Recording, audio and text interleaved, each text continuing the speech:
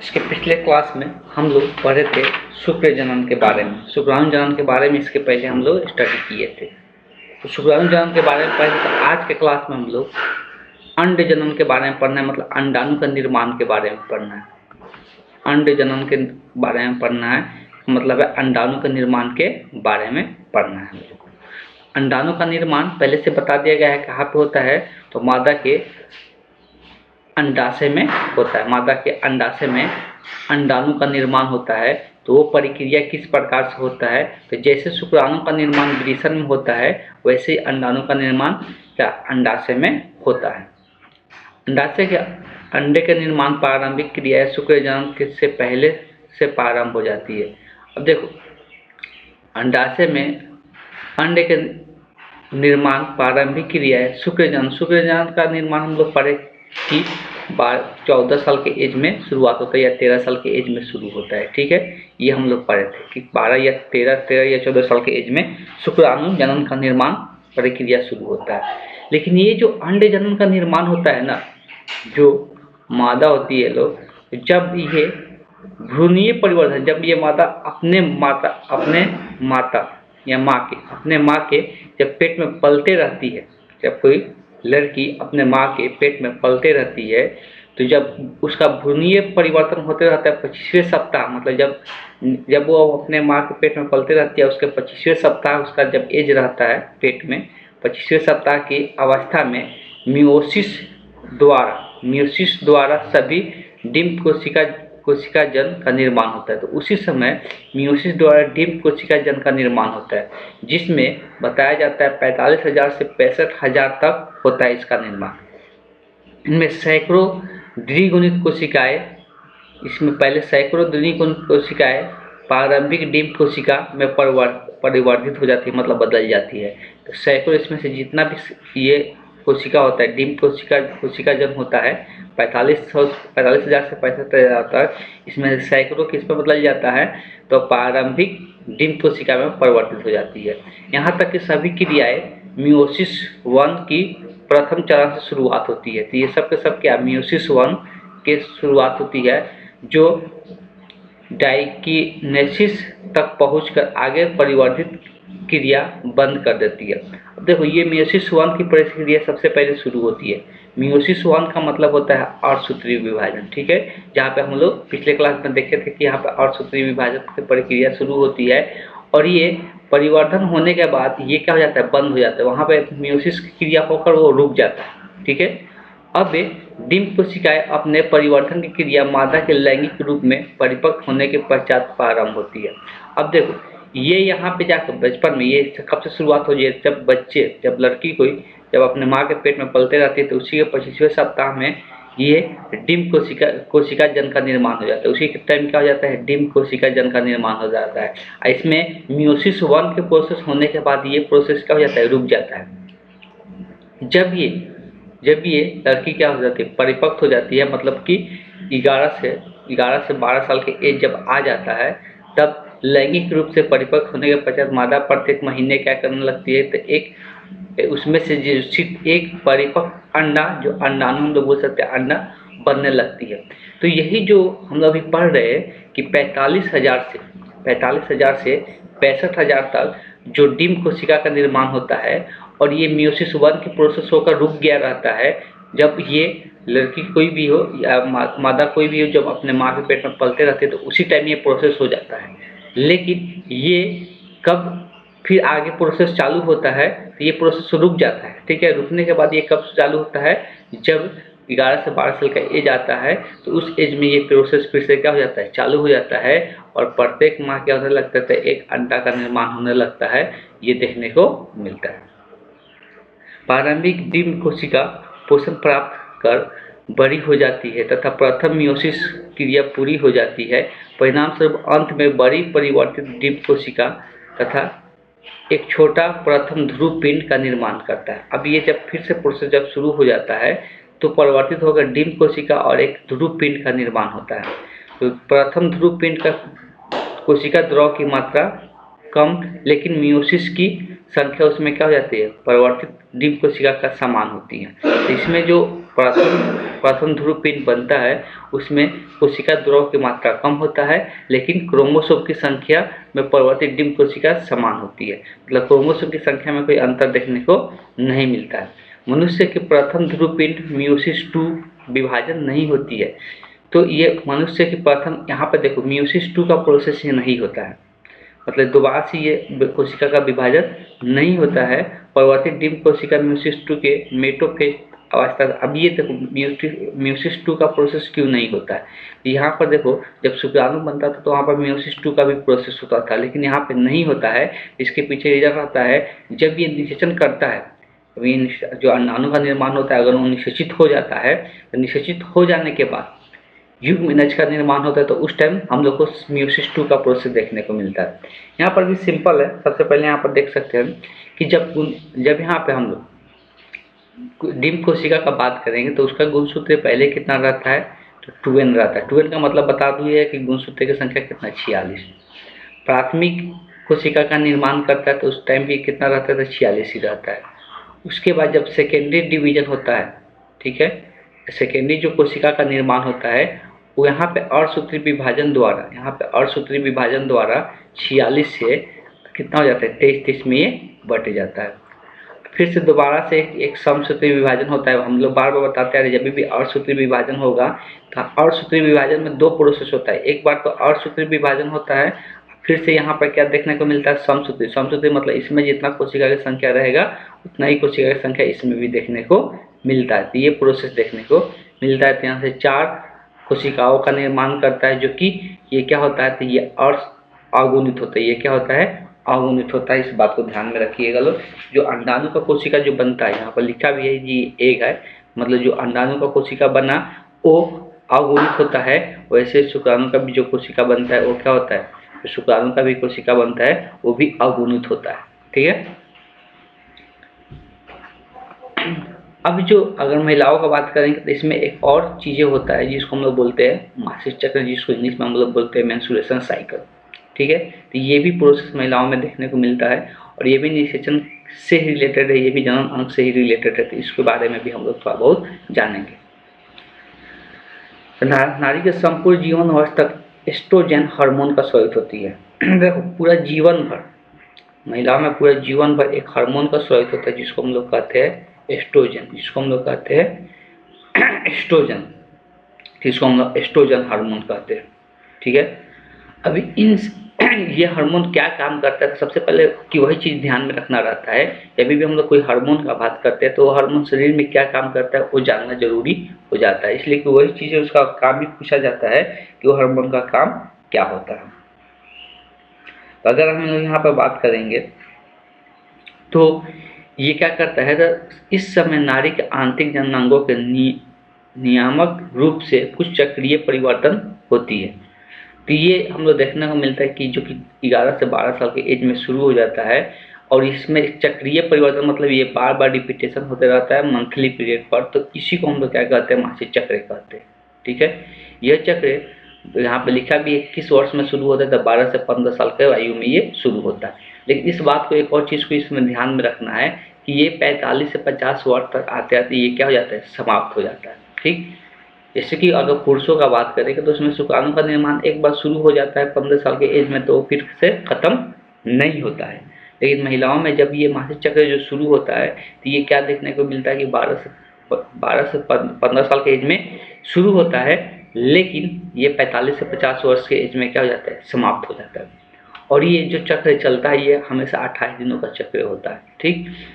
और 28 दिन के पुनरावृत्ति मतलब ये बार बार इसका रिपीटेशन होते रहता है। यह चक्र प्रारंभ होने के 28वें दिन रुधिर म्यूकस गर्भाशय के भीतरी दीवार। अब देखो ये चक्र जब प्रारंभ होता है, ऐसे समझना, ये चक्र जब प्रारंभ होने के 28वें दिन, जब ये चक्र जब प्रारंभ हुआ था उसके जब 28वें दिन पहुंचता है तो उस टाइम किस प्रकार का चेंजिंग देखने को मिलता है शरीर में।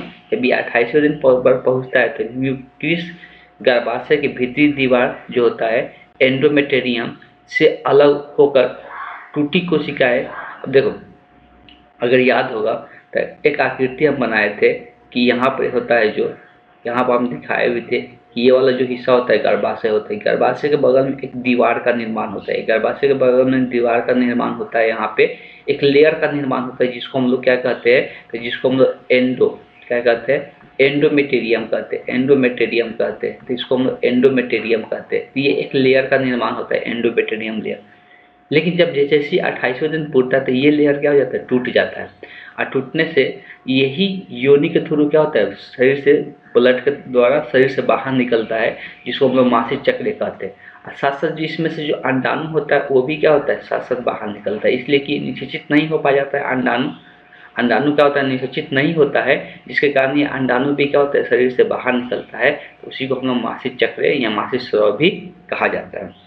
गर्भाशय की अंतःस्राव या एंडोमेटेरियम का पुनर्निर्माण होता है। आप देखो, यह भी हम पता है, जो ये एंडोमेटेरियम का निर्माण होता है जिसको हम लोग अंतःस्राव भी कहते हैं, ये हमेशा हर एक मंथ निर्माण होकर तैयार हो जाता है। ये किस लिए निर्माण होता है, इसके आगे इसके बारे में भी चर्चा करेंगे। ये निर्माण इसलिए होता है कि अगर निषेचन की घटना हो जाए तो यहाँ पर ऑब्वियस है कि बच्चा पलना शुरू करेगा, तो उसमें ये मदद करता है, उसको यहाँ पे लाकर यहाँ पर पालने में ये मदद करता है एंडोमेटेरियम लेयर, इसलिए इसका निर्माण होता है। लेकिन निषेचन की घटना नहीं होने के कारण ये क्या होता है कि अंडाणु के साथ ये भी ब्रेक डाउन होकर टूट कर क्या होता है, योनि के थ्रू शरीर से बाहर निकल जाता है। ठीक है, ये देखने को मिलता है महिलाओं में। अभी ये हर एक बार बनता है, गर्भाशय के अंतर एंडोमेट्रियम पुनर्निर्माण होता है। इस प्रक्रिया को एस्टुएशन कहा जाता है, अच्छा मेंस्ट्रुएशन कहा जाता है। इस प्रक्रिया को मेंस्ट्रुएशन कहा जाता है। जब ये बार बार ये प्रक्रिया होते रहता है तो इसी चीज को हम लोग क्या कहते हैं, मेंस्ट्रुएशन कहते हैं,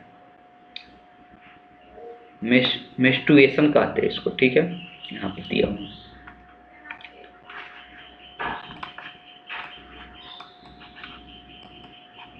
वेट कर लें। अगर यहाँ बात करेंगे तो मासिक चक्र के बाद मासिक चक्र के बंद होने के साथ ग्राफियन फॉलिकल का विकास होने लगता है। वैसे मासिक चक्र जब बंद होता है तो उसमें एक क्या होता है, ग्राफिकल फॉलिकल का विकास होता है। ग्राफिकल फॉलिकल का परिपक्व होने ही अंडाशय से एस्ट्रोजन हार्मोन स्रावित होते हैं। तभी हम लोग ऊपर देख रहे थे कि एस्ट्रोजन हार्मोन क्या काम करते हैं, तो यहाँ पर इसके बारे में दिया हुआ है। जैसे बताया जा रहा है कि मासिक चक्र जैसे ही बंद होता है तो ग्राफियन एक फॉलिकल का विकास होता है। उसमें ग्राफियन फॉलिकल के परिपक्व जब तक तैयार हो जाता है तो अंडाशय से एस्ट्रोजन हार्मोन का स्रावित होता है। अंडाशय के अंदर से, कहाँ से, अंडाशय के अंदर से। अगर याद होगा तो डायग्राम इस प्रकार से दिखाया गया था। ये फुलपियन नली इधर था और यहाँ पे अगर बात करेंगे तो साइड में यहाँ पर ही क्या था, अंडाशय यहाँ पे था, यहाँ पर ये अंडाशय था। इस अंडाशय के अंदर एस्ट्रोजन हार्मोन का निर्माण होता है। इस हार्मोन के प्रभाव से गर्भाशय की दीवार में कुछ परिवर्तन होते रहता है। जब इस हार्मोन का स्राव होता है तो गर्भाशय की दीवार में कुछ ना कुछ परिवर्तन देखने को मिलता है। तो गर्भाशय के सबसे भीतरी सतह जिसे हम लोग क्या कहते हैं, एंडोमेटेरियम कहते हैं, सबसे भीतरी सतह को हम लोग एंडोमेटेरियम कहते हैं, मोटी हो जाती है क्योंकि इसकी रुधिर कोशिकाओं एंडोमेटेरियम ग्रंथियों का विकास होने लगता है और गर्भाशय में ऐसा परिवर्तन भ्रूण के विकास के लिए विशेष होती है। तो अब यहाँ पर वही चीज़ लिखा हुआ है, जो एंडोमेटेरियम लेयर का निर्माण होता है किस लिए होता है, तो ये पहले ही से सोच लेता है कि अगर निषेचन होगा तो क्या होगा, भ्रूण का निर्माण होगा। इसलिए कि निषेचन के सबसे पहले घटना के बाद क्या बनता है, भ्रूण बनता है। जो भ्रूण बनता है तो अवश्य कि इस भ्रूण का क्या होगा, इस भ्रूण का विकास के लिए तैयार होना रहना पड़ेगा, तो इसीलिए एंडोमेटेरियम का निर्माण होता है। लेकिन जब ऐसा नहीं हो पाता है, निषेचन की घटना नहीं हो पाता है, तो ये क्या हो जाता है, टूट जाता है, ब्रेक डाउन हो जाता है, योनि के थ्रू क्या होता है, शरीर से बाहर निकल जाता है। ठीक है, ये चीजें देखने को मिलता है। तो ये सब कराने में कौन मदद करता है, एस्ट्रोजन हार्मोन जो होता है वही विशेषकर इसमें मदद करता है।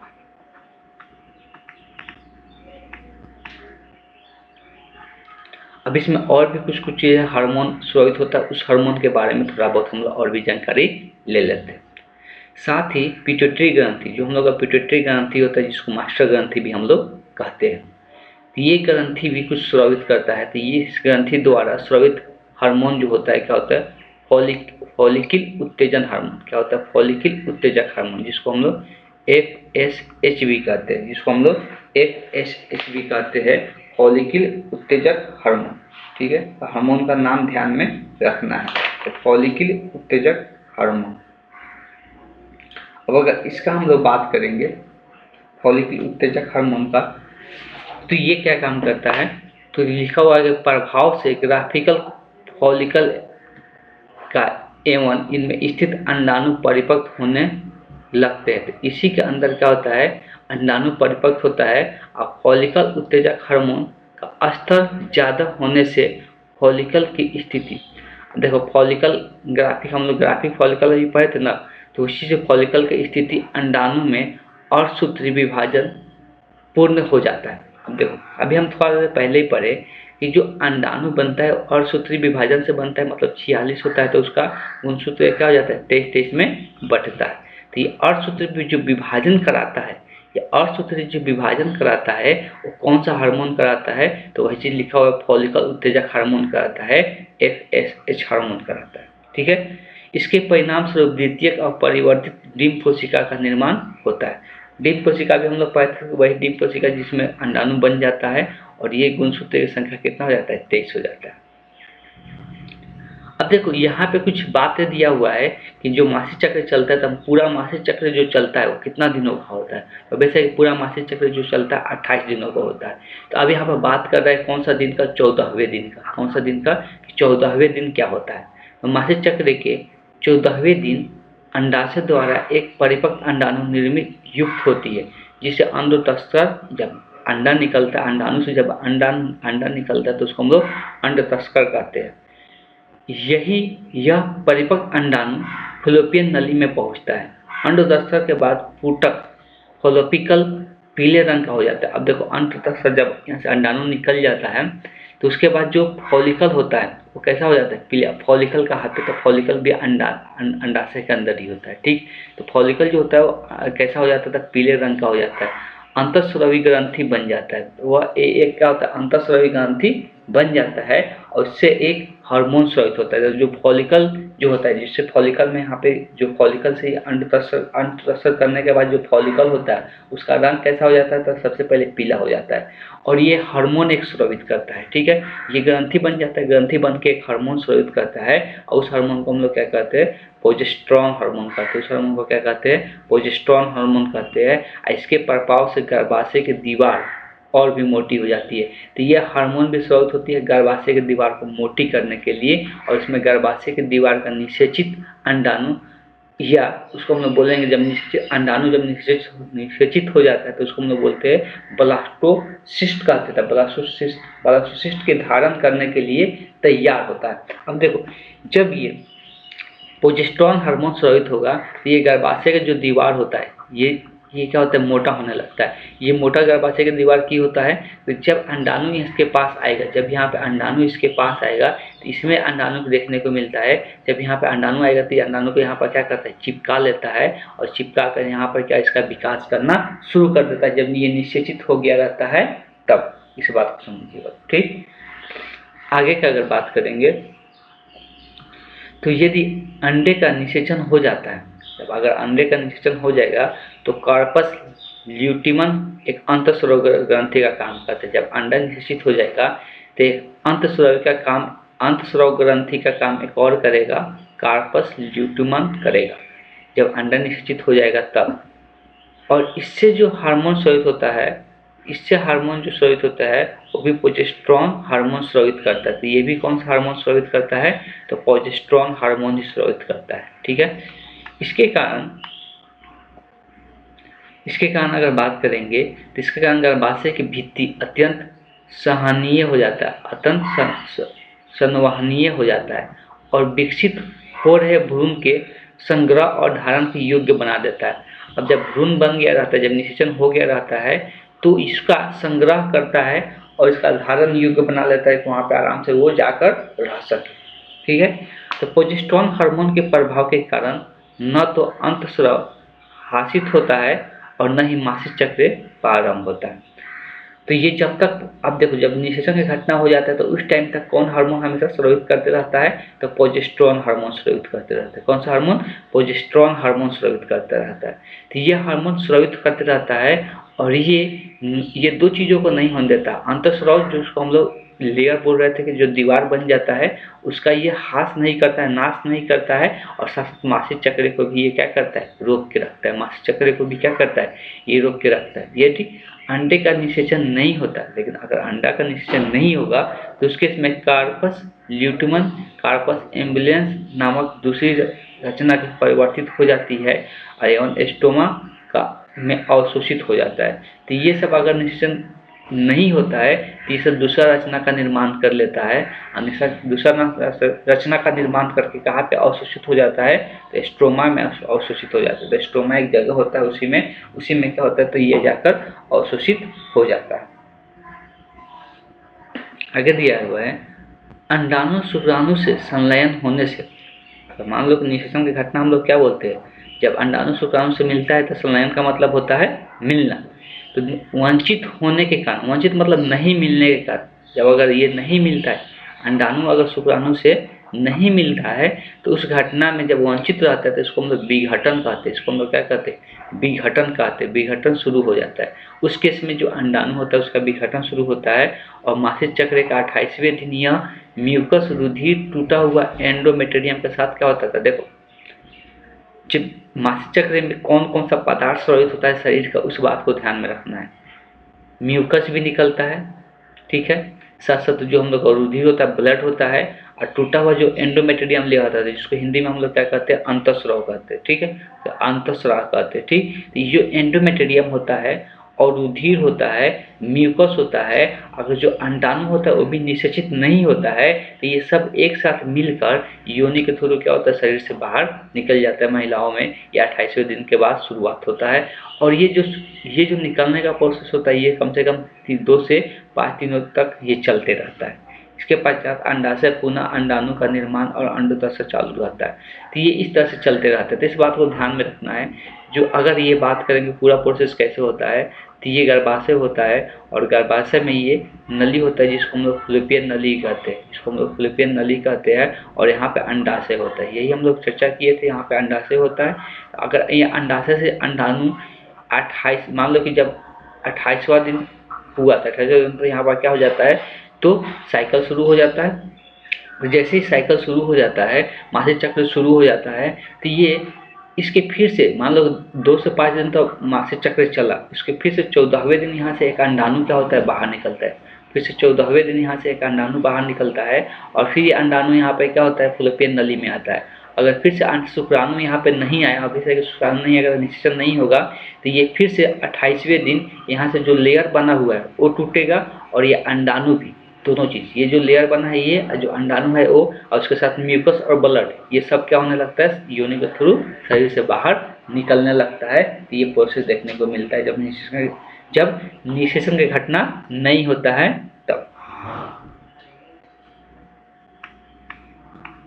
आगे दिया है कि निषेचन, अगर निषेचन होता है तो कैसे होता है उसके बारे में पढ़ना है।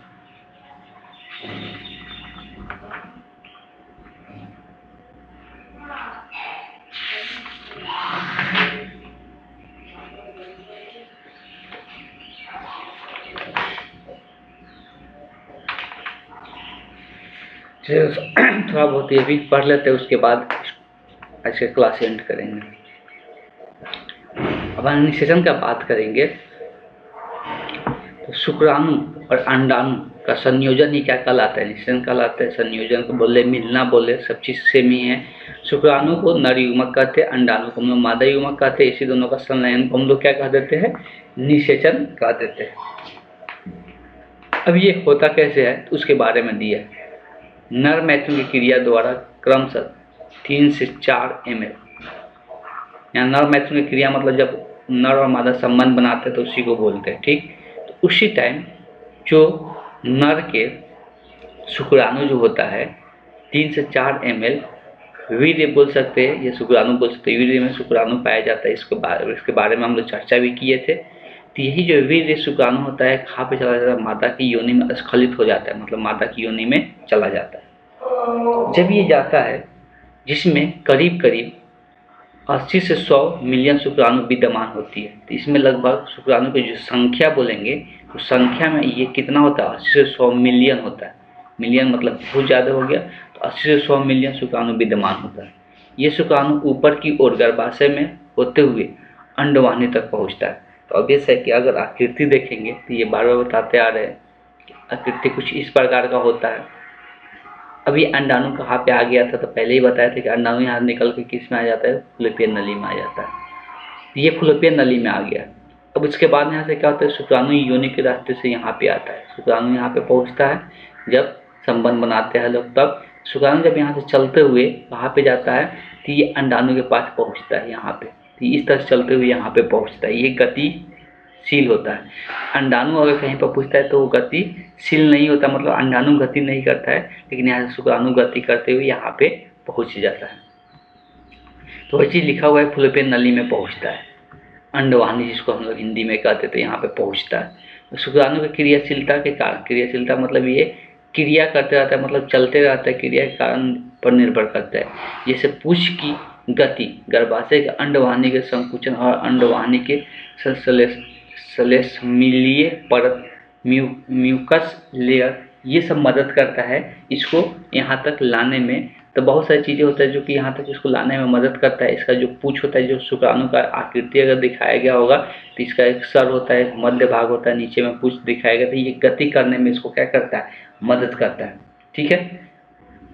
अंडाणु को सफलतापूर्वक निषेचन कर देता है। तो वहाँ पे अगर पहुँच कर उससे अगर मिल गया जाए तो उससे क्या हो जाता है, निषेचन की घटना हो जाता है। लेकिन जब ये निषेचन की घटना करते रहता है ना, तो इसमें हम लोग एक ही शुक्राणु में, अभी हम लोग पढ़े कितना, 100 से 80 से 100 मिलियन शुक्राणु क्या होता है, यहाँ पे आता है। यहाँ पे 80 से 100 मिलियन शुक्राणु आता है, लेकिन ये बहुत सारे रास्ते में ही क्या हो जाता है, नष्ट हो जाते हैं। और एक ही शुक्राणु जो होता है जाकर अंडाणु के साथ निश्चित करता है, बाकी के बाकी सब क्या हो जाता है, तो नष्ट हो जाता है। इस बात को ध्यान में रखना था, बाकी के बाकी जितना भी होता है वो सब के सब नष्ट हो जाता है। तो वही अन्य सभी शुक्राणु क्या हो जाते हैं, नष्ट हो जाते हैं। वही चीज़ें लिखा हुआ है, सिर्फ केवल एक ही शुक्राणु जाके इससे मिल पाता है, बाकी बीच रास्ते में क्या हो जाता है, किसी किसी कारण से वो सब के सब नष्ट हो जाते हैं।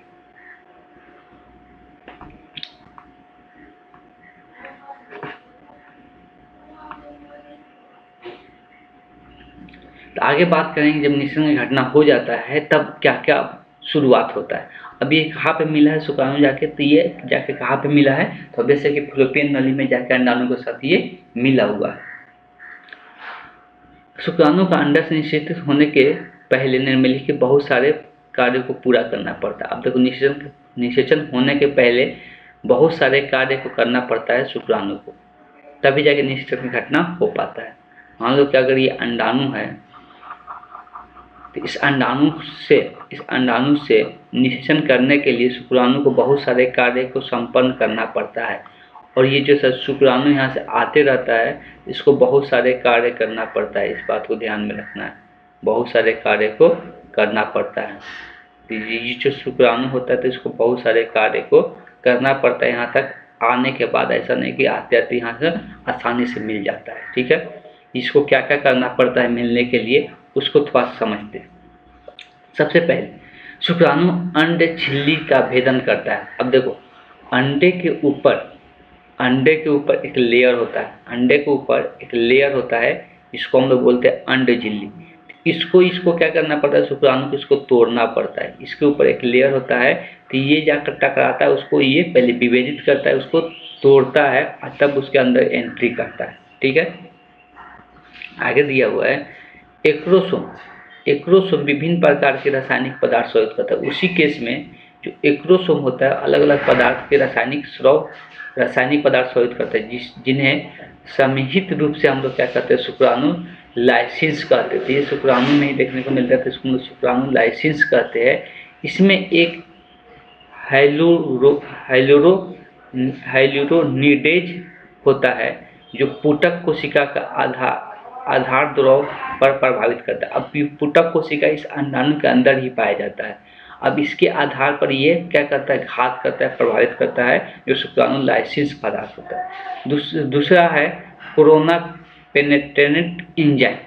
एक कोरोना पेनेट्रेंट एंजाइम होता है, जो कोरोना रेडिएटा को घुला देता है। तो कोरोना रेडिएटा जो पाया जाता है उसको घुलाने का काम करता है। ये भी सब अंडाणु के अंदर ही देखने को मिलता है। और तीसरा जो लेयर होता है जोना लाइसिस, ये जोना पेलुसिडा पर अपना असर डालता है। तो ये सब अलग अलग पदार्थ है जो कि इसका अंडाणु पर असर डाल के इसका अंदर जाने में मदद करता है। इस सभी के अलावा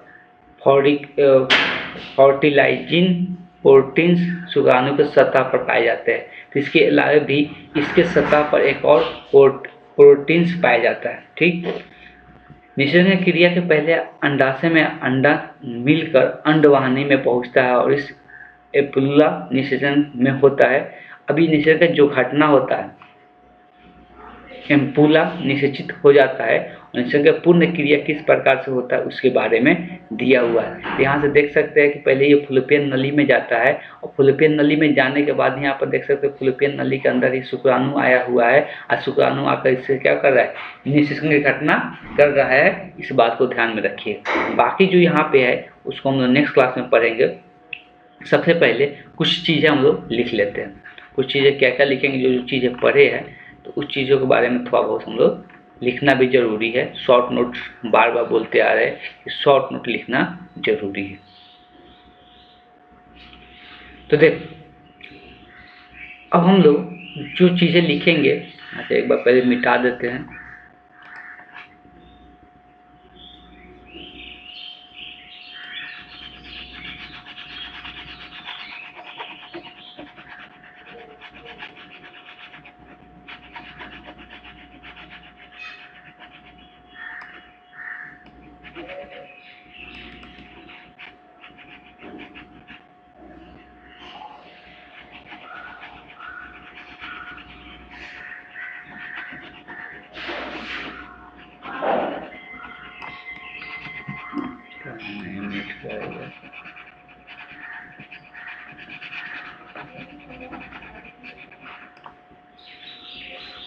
सबसे पहले जितना बोलेंगे उतना ही लिखना।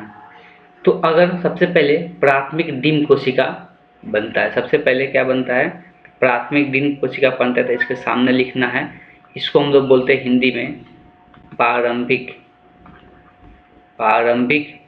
डिम्ब कोशिका। ये अंड जनन के हेडिंग में लिखना है, अंड जनन के हेडिंग में लिखना है डिम्ब कोशिका, प्रारंभिक डिम्ब कोशिका लिखना है। ठीक है, और इसको तीर के निशान देते हुए इससे दो चीज़ों का निर्माण होता है, इससे दो चीज़ों का निर्माण होता है। तो एक जो बनता है इसको लिखना है, एक जो बनता है इसको बोलते हैं परवर्ती डिम्ब कोशिका, इसको बोलते हैं परवर्ती डिम्ब कोशिका, इसको बोलते हैं परवर्ती डिम्ब कोशिका। और जो इधर बनता है इसको बोलते हैं प्रथम, इसको बोलते हैं प्रथम ध्रुवपिंड, इसको बोलते हैं प्रथम ध्रुवपिंड। अब ये अर्धसूत्री इसका विभाजन हो चुका है। तो अगर कोई हमसे पूछेगा परवर्ती डिम्ब कोशिका या प्रथम ध्रुवपिंड का गुणसूत्र कैसा होता है, अर्धसूत्री मतलब अगुणित होता है कि द्विगुणित होता है, तो हम लोग कहेंगे अगुणित होता है। लेकिन प्रारंभिक डिम्ब कोशिका अगर कोई पूछेगा तो क्या होता है, द्विगुणित होता है, इसलिए उसमें गुणसूत्र की संख्या पूरा रहता है। और यही फिर डिवीजन होके सेकेंडरी म्यूसिस का डिवीजन होता है और यही फिर डिवीजन होके क्या बना लेता है, तो यही एक का निर्माण करता है जिसको हम लोग अंडाणु भी कहते हैं, तो जिसको हम लोग अंडाणु भी कहते हैं। ठीक है, यही अंडाणु का चार, यहाँ पर एक कोशिका से चार का निर्माण होता है। ठीक है, ये प्रोसेस लिख लेना है अंड जनन में। थोड़ा सा पॉइंट लिख लेना है मासिक चक्र में। मासिक चक्र में क्या लिख लेना है, ये लिखने के लिए आएगा तो कभी भी 5 नंबर में आएगा तो आप लोगों को पूरा डिटेल में लिखना पड़ेगा, लेकिन यहाँ पर शॉर्ट नोट याद रखने के लिए बता देते हैं। लिखना यह चक्र महिलाओं में, यह चक्र महिलाओं में 12 से 15 वर्ष के आयु में शुरू होता है। 12 से 15 वर्ष के आयु में शुरू होता है, 12 से 15 वर्ष के आयु में शुरू होता है और 45 से 50 वर्ष में खत्म हो जाता है। 45 से 50 वर्ष में समाप्त हो जाता है, लिख सकते हैं 45 से 50 वर्ष में समाप्त हो जाता है।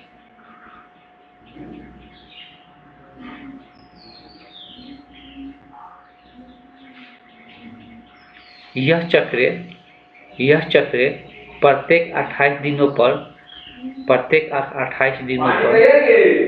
यह चक्र प्रत्येक 28 दिनों पर पुनः रिपीट करता है। प्रत्येक 28 दिनों पर पुनः रिपीट करता है। हो गया, बस इतना लिख लेना है।